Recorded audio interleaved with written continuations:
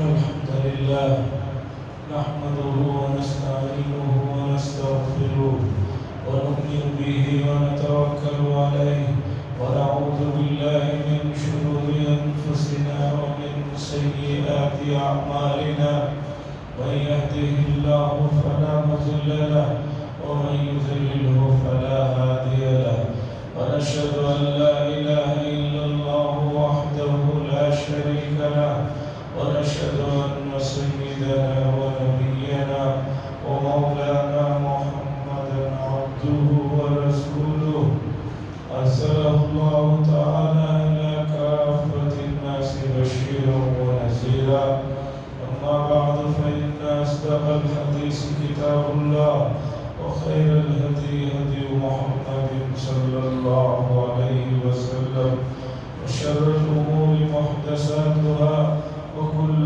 محدثة بدعة وكل بدعة ضلالة وكل ضلالة في النار. قال الله تبارك وتعالى في القرآن المجيد والفرقان الحميد: يا أيها الذين آمنوا كتب عليكم الصيام كما كتب على الذين من قبلكم لعلكم تتقون. وقال صلى الله عليه وسلم: من صام رمضان من صام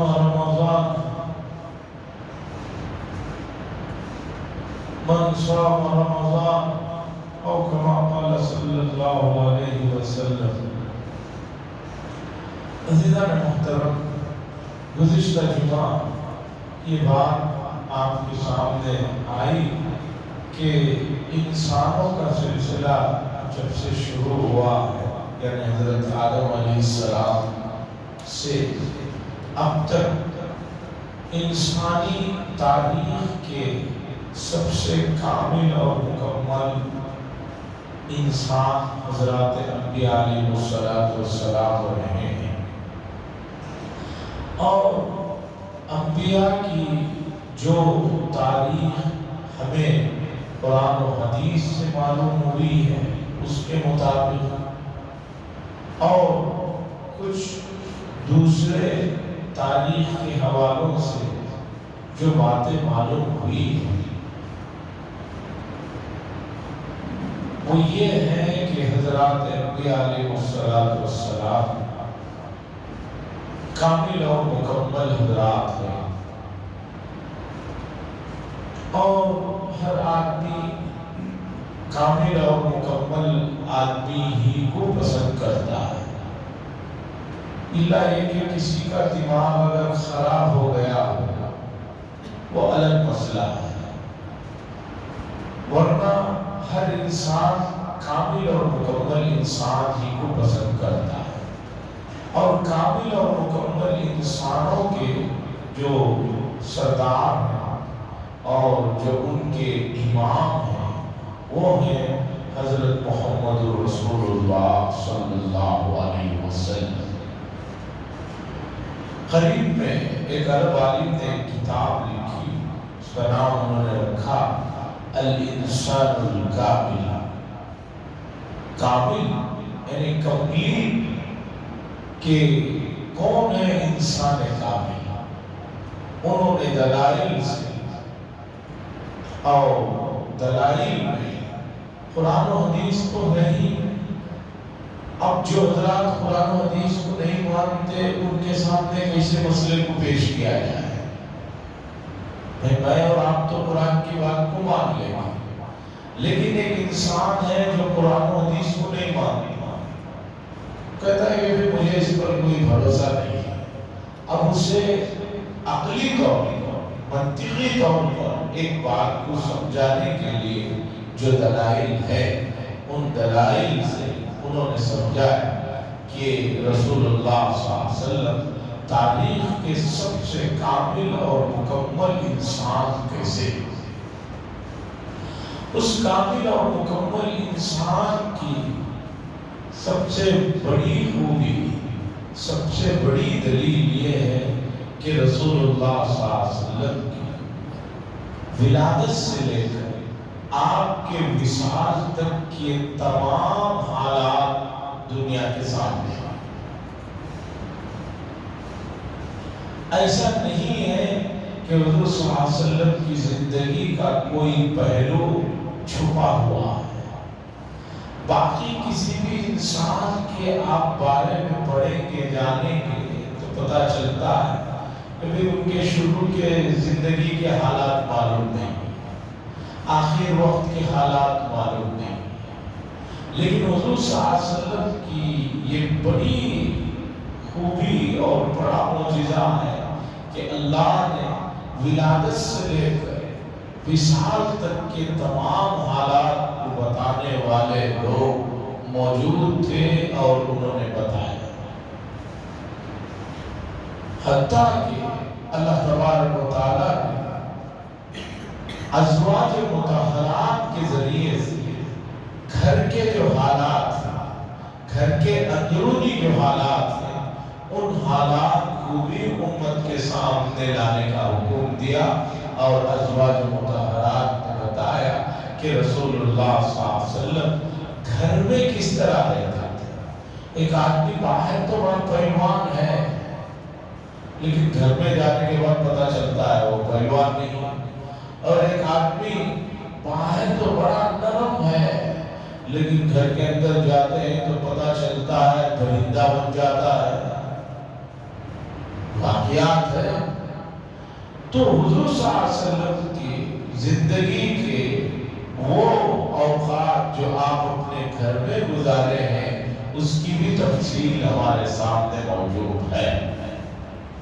اب اس کامل اور مکمل انسان کی تعلیمات کو اپنائے بغیر چارہ ہی نہیں.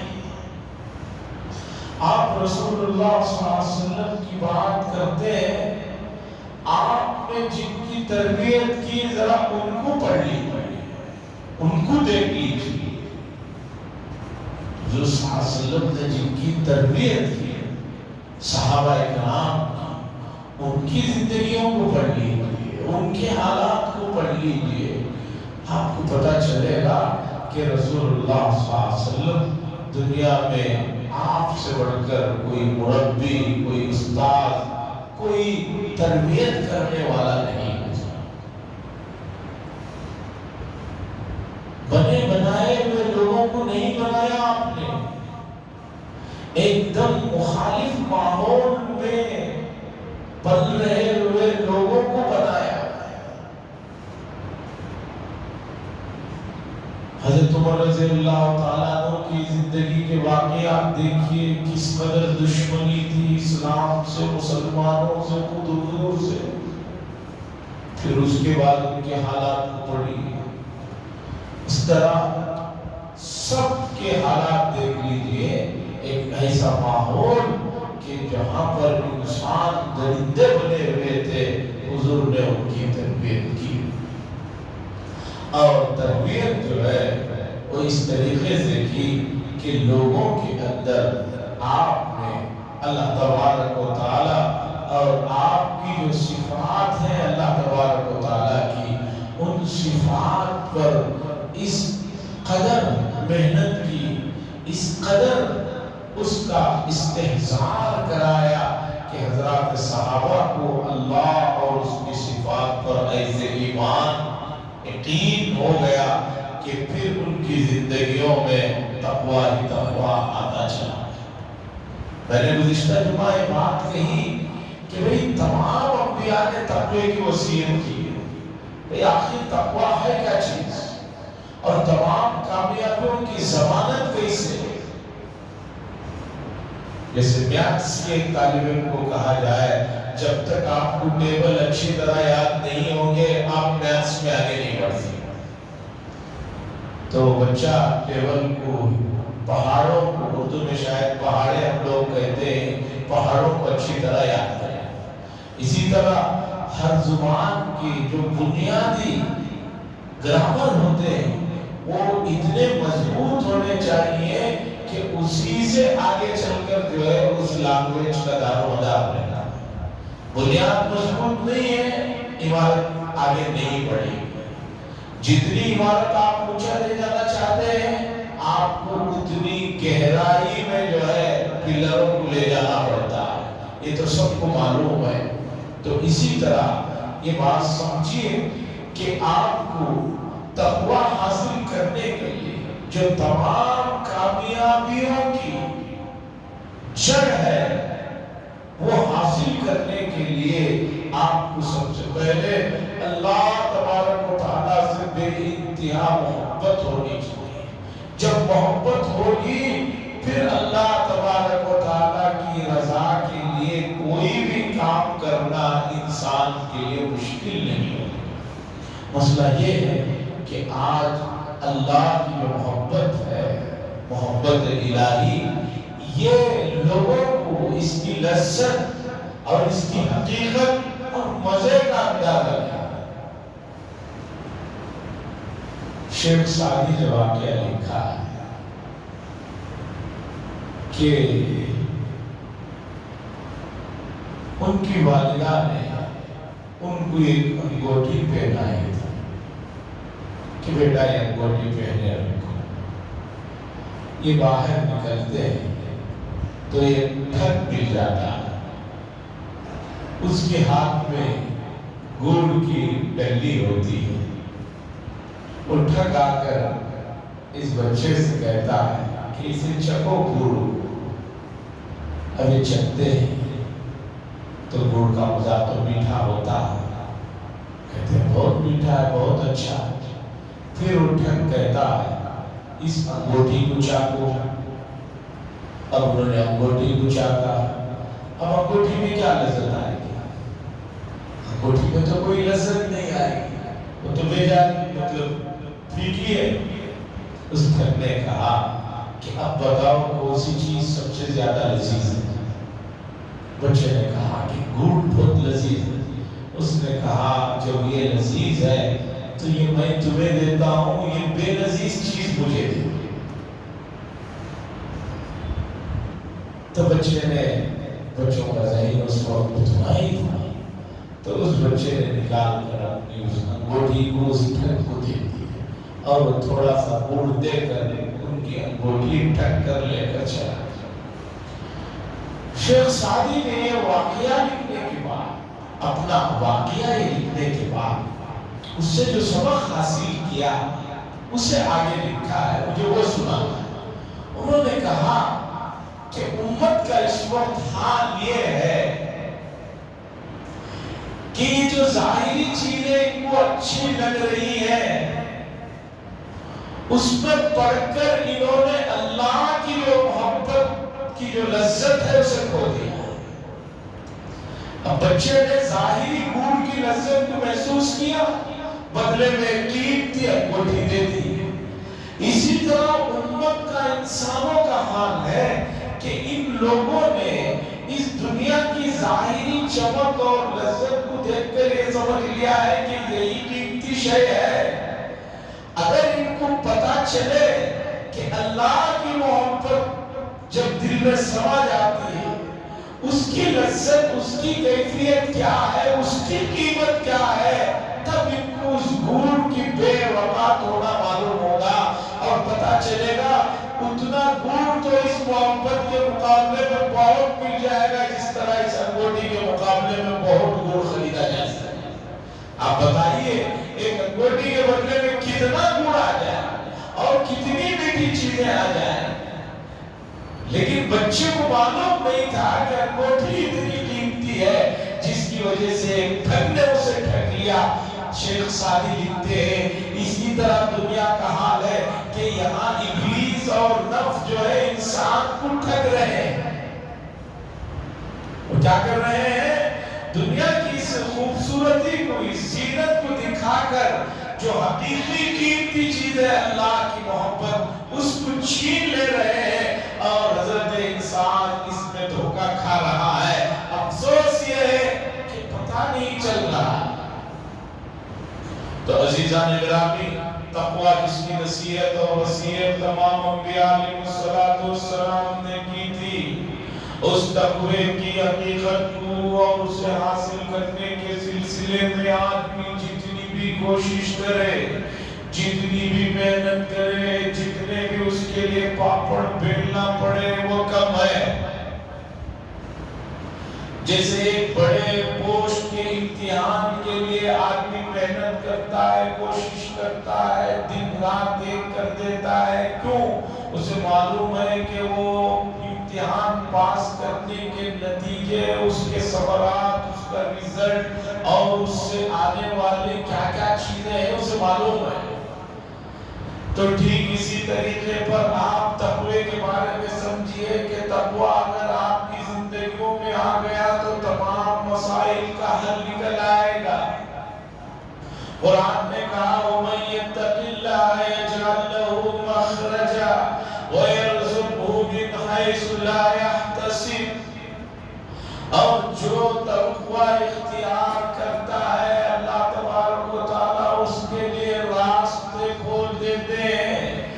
اور رزق کا ترجمہ اکثر حضرات صرف کھانے پینے تک کرتے ہیں۔ عربی میں یہ لفظ رزق کا جو لفظ ہے اور بڑے معنی میں استعمال ہوتا ہے۔ رزق سے مراد کھانا پانی اور انسان کی تمام ضروریات۔ ایک انسان کو صرف کھانے پانی تک کا مسئلہ نہیں ہے، کھانے پانی کے بعد اس کے لیے رہائش کا مسئلہ ہے، اور اس کے لیے کپڑوں کا مسئلہ ہے، بیوی بچوں کا مسئلہ ہے، سکون اطمینان کا مسئلہ ہے۔ وَيَرْزُقْهُ مِنْ حَيْثُ لَا يَحْتَسِبُ، اور اللہ تعالیٰ یہ تمام چیزیں ایسی جگہ سے دیں گے کہ جہاں سے اس نے وہم و گمان بھی نہیں کر رکھا ہے۔ اب آپ بتائیے کہ انسان صبح سے شام تک دوڑ دھوپ کر رہا ہے، بڑا آدمی بھی، چھوٹا آدمی بھی، گاؤں والا بھی، شہر والا بھی، نوجوان بھی، بوڑھا بھی، اس سے پوچھئے بھی کیوں اتنی محنت کر رہے ہیں؟ وہ کہتا ہے کہ میں روزی روٹی کے لیے کر رہا ہوں، پیٹ پالنے کے لیے کر رہا ہوں، بچوں کے مستقبل کے لیے کر رہا ہوں، بچوں کے دوسری ضروریات کے لیے کر رہا ہوں۔ اچھی بات ہے، بچوں کے مستقبل کے لیے، ان کی روزی روٹی کے لیے، ان کے لیے کر رہے ہو، تو وہی کام جو ہے ذرا سلیقے سے، قرینے سے، تقوی کے دائرے میں رہ کر کرو، پھر اس کا نتیجہ دیکھو۔ میں نے پہلے بھی یہ بات کئی مرتبہ سنائی، حضرت مولانا سید مناظر حسن گیلانی صاحب قدس سرہ نے، جو انگریزی زبان کو بھی بہت اچھی طرح لکھتے پڑھتے جانتے تھے، انہوں نے 1960 میں ایک کتاب لکھی، اور کتاب میں انہوں نے کیا لکھا کہ دنیا کے، یورپ امریکہ کے ترقی یافتہ ملکوں کے بڑے بڑے ملینئر بلینئرز، جن کے پاس کسی چیز کی، دنیاوی چیز کی کمی نہیں تھی، انہوں نے اپنے مرنے کے وقت میں کیا لکھا اور کیا کہا، اسے انہوں نے اس کتاب میں وہاں کے اخبارات، وہاں کے میگزینوں سے جمع کیا۔ حضرات آج باہر کا اخبار پڑھنا بہت آسان ہے، آپ رات میں بیٹھ کر کسی بھی ملک کا اخبار وہاں کا دیکھ لے سکتے ہیں، نیٹ کا زمانہ ہے۔ آج سے 40 50 60 سال پہلے کا ماحول دیکھیے کہ وہی کتنا اس زمانے میں مسئلہ تھا۔ میں نے پوچھا تھا وہ آزادی کے زمانے میں جو لوگ ذرا تندرست تھے، جو جانتے بوجھتے تھے کہ آپ کو آزادی کی اطلاع کیسے ملی، تو مجھے بتایا ایک صاحب نے کہ میسور میں ایک جگہ بڑی گھڑیال بول کر، وہاں روز ایک وقت میں لوگ جمع ہو جاتے تھے، وہاں پر وہ ریڈیو کے ذریعے سے خبروں کو پھیلایا جاتا تھا۔ ہر آدمی کے پاس اتنی بھی سہولت نہیں تھی، وہاں جمع ہو کر لوگ سن لیتے یہ ہو رہا ہے تو اس سے پتہ چلتا ہے۔ آج تو یہ زمانہ نہیں ہے۔ تو مناظر حسن صاحب گیلانی نے لکھا کہ لوگ جن کو اس نظر سے دیکھتے ہیں، ان کے مرنے کے وقت کے حالات یہ ہیں، ان کے مرنے کے وقت کے آرٹیکلز یہ ہیں، کتنے دکھ میں، کتنے درد میں، کتنی تکلیف میں، کتنی مصیبتوں میں وہ مرے ہیں، یہ ان کے حالات ہیں۔ اور انہوں نے اس موقع پر جو لکھا کہ لوگ ہمیں رشک کی نظر سے دیکھتے ہیں کہ ہمارے پاس اتنا مال ہے، اتنا سب کچھ ہے، لیکن ہماری زندگی کس طرح گزری ہے اسے دیکھ لو۔ انہوں نے جو آرٹیکل لکھے اسے انہوں نے جمع کیا۔ تو عزیزان گرامی، تقوی یہ تمام راحتوں کی جڑ ہے، تقوی یہ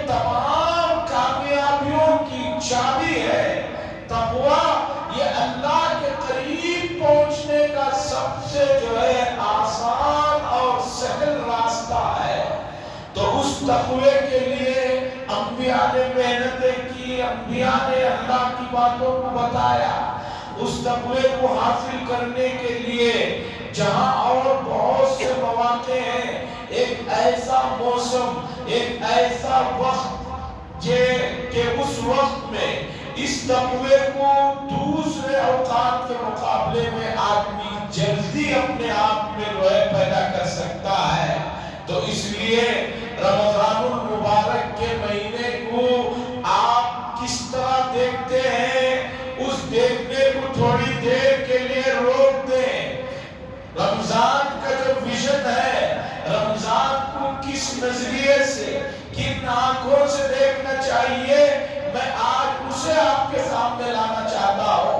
रमजानुल मुबारक को आप जो है रोजे, तरावी और दूसरी इबादत की विजन से जो देख रहे हैं, बहुत अच्छी बात है। लेकिन अगर ये सब कुछ करने के बावजूद वो चीज हासिल न हुई तो फिर रमजानुल मुबारक का कोई फायदा नहीं है। रमजान का जो विजन है वो तक़वा है। कुरान ने फरमाया कि हमने रोजों को इसीलिए फर्ज किया कि तुम्हारे अंदर तक़वे को जो है पैदा करना चाहते हैं। तो अगर ये विजन हासिल नहीं हुआ तो समझिए कि हमारे लिए बड़ी नाकामी की बात होगी, बड़ी हसरत की बात होगी।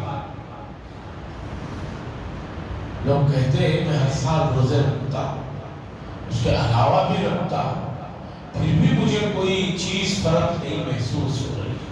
अजीजा ने गिरामी, हर चीज अगर सलीके से, सही वक्त पर, सही ढंग से न की जाए तो दुनिया की चीजें भी वो मुकम्मल और कंप्लीट नहीं होती। एक किसान, ज़िराअत करने वाला आदमी, जो अक्सर लोग जाहिल होते हैं, पढ़े लिखे नहीं होते, कुछ नहीं मालूम होता है, लेकिन उनको भी मालूम है कि काश्तकारी किस मौसम में बीज को बोना चाहिए, किस वक्त बोना चाहिए, क्या फसल अब उगाना चाहिए।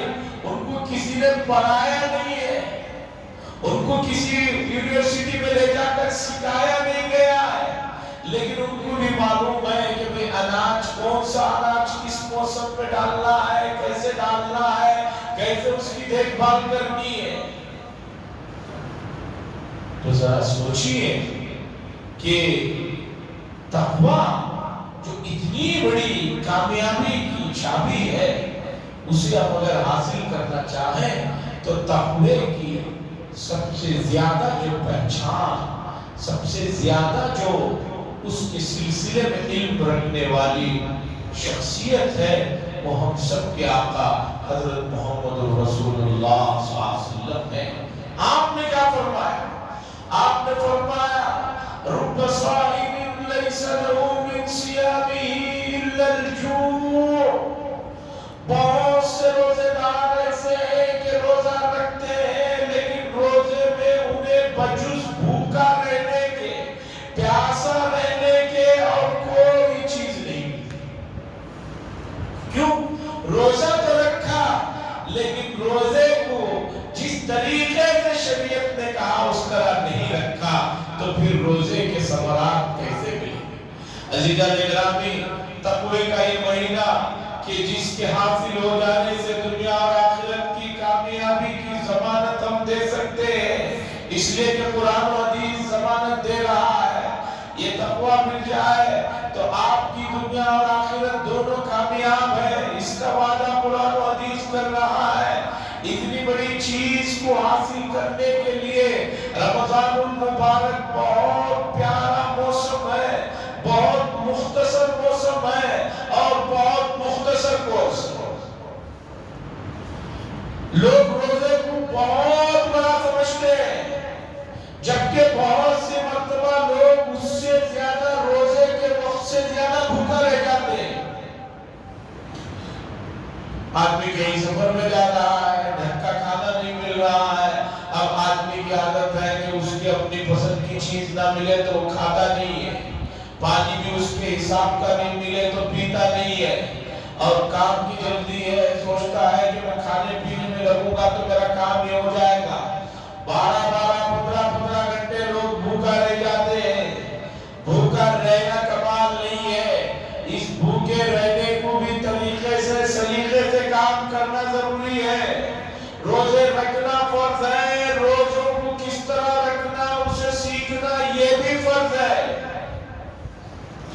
अज़ीज़ान इकरामी, माह मुबारक सहाबा के लिए, ताबईन के लिए, तबे ताबईन के लिए, औलिया इज़ाम के लिए इतना बड़ा मौसम हुआ करता था, इतनी खुशी उनको हुआ करती थी, चूंकि उन्हें मालूम था कि इस एक महीने में जो अल्लाह की सबसे पसंदीदा चीज तकवा जिसका हुक्म दिया गया है, वो बहुत आसानी से कम वक्फे में कमा सकते हैं। इसलिए औलिया के बारे में बातें आती हैं कि वो 6 महीने पहले रमजान के लिए गिड़गिड़ाते थे, अल्लाह हमें किसी तरह रमजान और मुबारक के मौसम में रमजान हमें अता फरमा। चूंकि बहुत सारे हज़रात रमजान से 2-4 घंटे पहले भी इंतकाल हो जाते हैं। ऐसा जरूरी नहीं है कि शब बारात गुजर गई तो फिर महीना शब बारात तक इंतकाल ही नहीं होगी। रमजान से घंटा पहले भी आदमी का इंतकाल हो जाता। तो माह मुबारक, ये जो मुबारक महीना आ रहा है, ये तकवे का महीना है, और तकवा हासिल करने का मतलब बहुत आसान है। लोगों ने बास चीजों को इतना डरा दिया है, इतना ये कर दिया है कि लोग सोचते हैं कि भाई मैं मुत्तकी नहीं बन सकता हूँ, मैं अल्लाह का वली नहीं बन सकता हूँ। गलत सोचते। कुरान ने कहा अल्लाहु वलियुल लज़ीना आमनू, अल्लाह के दोस्त वो लोग हैं जिन्होंने ईमान को लाया, ईमान के दायरे में आ गए, वो अल्लाह के दोस्त हैं। अल्लाह का वली बनना नफ्स ने और शैतान ने बड़ा कर दिया है, कहीं जो है ये अल्लाह का वली न बन जाए, उसे जो है डराया धमकाया जाता है। नहीं भाई, अल्लाह तबारक व तआला से ज्यादा मेहरबान, अल्लाह से ज्यादा कोई शफीक नहीं है, अल्लाह से ज्यादा बंदों से कोई मोहब्बत करने वाला नहीं है।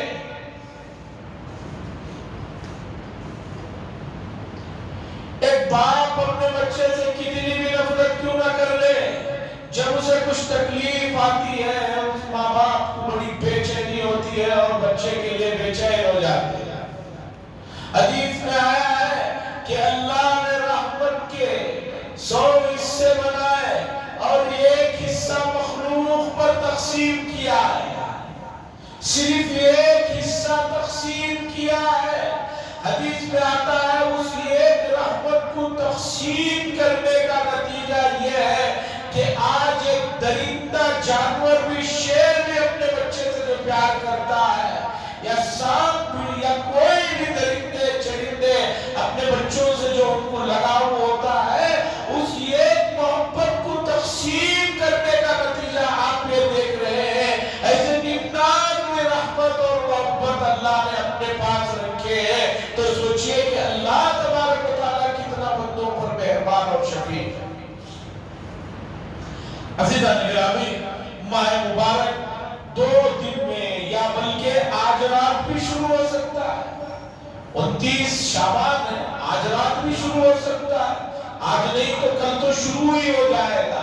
लेकिन अभी तक जो है उम्मत के अंदर वो जोश व खरोश नजर नहीं आ रहा है।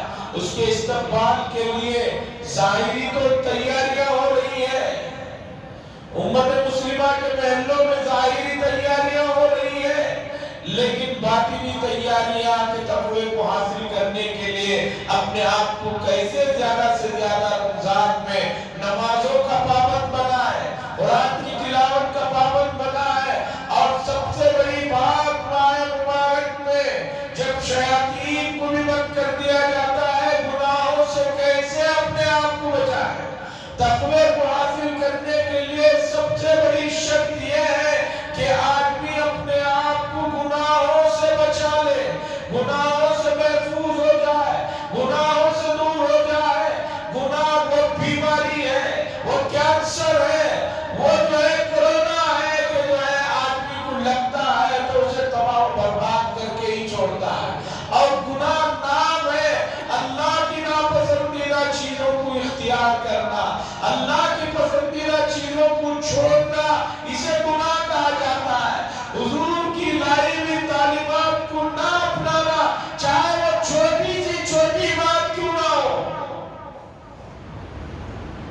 हुजूर सल्लल्लाहु अलैहि वसल्लम कोई भी चीज खाते पीते थे, बिस्मिल्लाह पढ़ते थे, सीधे हाथ से खाते थे। یہ لوگ اسے سنت کہتے ہیں. سنت کہہ کر اس کا درجہ اگر آپ ختم کر رہے ہیں تو بہت بڑی حماقت کر رہے ہیں. اگر آپ نے اللہ کے نبی کے اس طریقے کو نہیں اپنایا، یہی تو گناہ ہے، یہی تو تقوی کو کھا جانے والی چیز ہے. آپ کا ویژن جو ہے تقوی کو اپنانے کے لیے، جو تمام کامیابیوں کی جڑ ہے، جو آپ کے تمام مسائل کا حل تقوی میں ہے. قرآن نے یہ بات کہی، بار بار کہی اور سچ بات کہی، تقوی کو حاصل کر لو، تمہارے مسائل کی ذمہ داری ہمارے اوپر ہے. اور اللہ جی جو ذمہ داری لے لے تو اب ہمیں پریشان ہونے کی ضرورت نہیں ہے. اور تقوی حاصل ہوتا ہے اپنے آپ کو گناہوں سے بچانے کے لیے. اور آج لوگوں نے گناہوں کو آسان سمجھ لیا ہے، ہلکا سمجھ لیا ہے، اور بہت سارے لوگ گناہ کو گناہ بھی نہیں سمجھتے. ایک آدمی غیبت کر رہا ہے، ایک آدمی چغلی کر رہا ہے، ایک آدمی جھوٹ بول رہا ہے، ایک آدمی ہنسانے کے لیے کوئی بات کر رہا ہے، اسے پتہ ہی نہیں گناہ کبیرہ کر رہا ہے. ایک نوجوان روزہ بھی رکھا ہے، نماز بھی پڑھ رہا ہے، غیروں کے طریقے سے کٹنگ کرایا ہوا ہے، ہاتھ میں چین ڈالا ہے، گلے میں چین ڈالا ہوا ہے، گناہ کبیرہ میں ملوث ہے، اسے پتہ ہی نہیں ہے. ایک آدمی روزہ بھی رکھا ہے، موبائل میں بیٹھے ہوئے جو ہے وہ سب کام کر رہا ہے جو غیر رمضان میں بھی کرتا تھا. غیر رمضان میں بھی وہ حرام ہے، رمضان میں روزے کی حالت میں اور زیادہ حرام ہے، اور زیادہ گناہ ہے، اور زیادہ معصیت ہے، اور زیادہ بدبختی ہے. اپنے آپ کو فضول چیزوں کا عادی مت بنائیے. امت بڑے نازک دور سے گزر رہی ہے، بہت نازک دور سے گزر رہی ہے. امت کے اندر نشے کا جو ہے بڑھتا ہوا رجحان بڑھتا چلا جا رہا ہے. اور نشہ صرف جو ہے وہ چیزوں کا نہیں، اور ان غیر ضروری چیزوں کا بھی نشہ بڑھ جا رہا ہے. اخبارات میں آپ پڑھ رہے ہیں کہ بچے نے جو ہے ماں باپ کو مار دیا، بچوں کو مار دیا، صرف اس سے موبائل چھین لینے کی وجہ سے، موبائل کو چارج نہ کرنے کی وجہ سے. یہ نشہ ہی تو ہے. اس نشے کو لا کر جو ہے ان کو یہود و نصارہ نے امت پر تھوپ دیا ہے. عزیزان گرامی، جو چیز ضرورت کی ہے اسے ضرورت تک رکھیے. گھر میں ٹوائلٹ بہت خوبصورت بنایا جاتا ہے، مکمل ٹائل سے لگائی جاتی ہے، ضرورت کے لیے ہے. ٹوائلٹ بہت خوبصورت ہے، یہ سوچ کر آدمی جا کر وہاں گھنٹے نہیں بیٹھ جاتا، اپنی ضرورت کو گیا فوراً نکل کر باہر آ جاتا ہے. اسی طرح جو چیز جتنی ضرورت کی ہے اسے اتنا ہی اپنے اوپر سوار کیجئے، نہیں تو بہت نقصان ہوگا. عزیزان گرامی، ماہ مبارک کا احترام یہ ہے کہ اس کے روزوں کے لیے، اس کی تراویح کے لیے، اس میں جو ہے نمازوں کے لیے، قرآن کی تلاوت کے لیے تیار ہو جائے، اور غیر ضروری چیزوں سے اور دوسری فضولیات سے اپنے آپ کو، اپنے دوستوں کو، اپنے رشتہ داروں کو، اپنے ماتحتوں کو، اپنے متعلقین کو بچائیے. خود بھی بچیے، دوسروں کو بھی بچائیے. تقوی حاصل ہو جائے گا، اور تقوی حاصل ہو گیا تو آپ کے تمام مسائل جو ہے خود بخود آسان ہو جائیں گے. اللہ سے دعا فرمائے اللہ تبارک و تعالی آنے والے اس ماہ مبارک میں بھرپور ہمیں اس کی مرضی والی زندگی گزارنے کی، اور اسی کے بعد اسی طرح عمل کرنے کی توفیق نصیب فرمائے. وآخر دعوانا الحمدللہ.